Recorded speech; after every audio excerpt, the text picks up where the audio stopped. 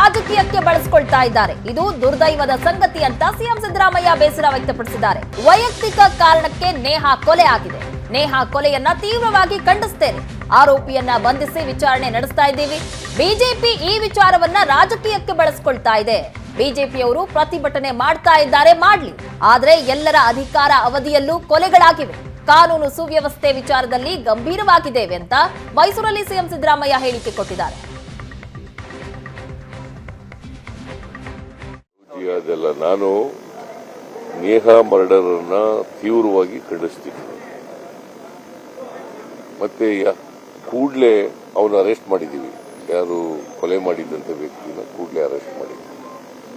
So investigation serious ಆಗಿ ಮಾಡಿ ತಪ್ಪಿತಸ್ಥರಿಗೆ ಉಗ್ರವಾದಂತ ಶಿಕ್ಷೆ ಕೊಡ್ಲಿಕ್ಕೆ ಪ್ರಯತ್ನ ಮಾಡಿ. ಹುಬ್ಳಿನಲ್ಲಿ ಗಲಾಟೆ ನಡೀತೆ, ಚಿತ್ರದುರ್ಗದಲ್ಲಾಗುತ್ತೆ, ಕೊಡಗಲ್ ಇದೆಲ್ಲ ಲಾ ಅಂಡ್ ಆರ್ಡರ್ ಹದ್ಗೆಟ್ಟಿದೆ ಅಂತ ಅನಿಸ್ತದೆ.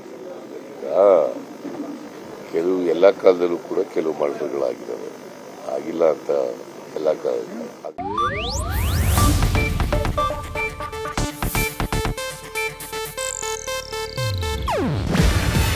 ಇದು ಏಷ್ಯಾನೆಟ್ ನ್ಯೂಸ್ ನೆಟ್ವರ್ಕ್ ಪ್ರಸ್ತುತಿ. ನೀವು ನೋಡ್ತಿದ್ದೀರಾ ಏಷ್ಯಾನೆಟ್ ಸುವರ್ಣ ನ್ಯೂಸ್.